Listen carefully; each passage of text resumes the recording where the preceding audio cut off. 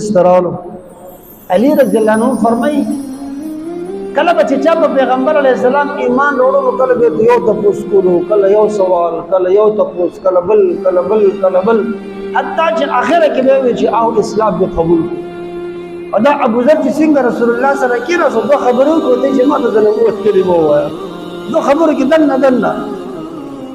اسلام قبول کو رسول الله وایي ابو ذر اسلام خو دې قبول کو او پام کوا اسلام خو دې قبول کو او پام کوا دا ګوره د کافرانو ته واضح نه کړي اسلام ډېر سخت سزا بدل او دوی ابو ذر دو نصيحتونه درته کوم یو نصيحت دا دی چې کله هم حق وینا ګوره پټه نه کوي کله حق وینا پټه نه کوي او دلته وته ابو ذر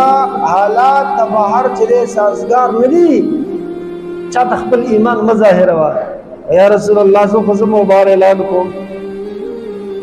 څنګه بار اعلان کې حالات ټیک نه دي وجو کو سره تاسو نه چې حق خبره مو پټاو اچ اول به ایمان او یقینکم او اول عملکم ها روته بهر او خلق دی یا خلقو اشهد ان لا اله الا الله واشهد ان محمد رسول الله دا الله رسول دی بس دا وینا و ابو ذر سره جنگ جګړه شروع شي وهل تقول بیوشي او پدوي کیا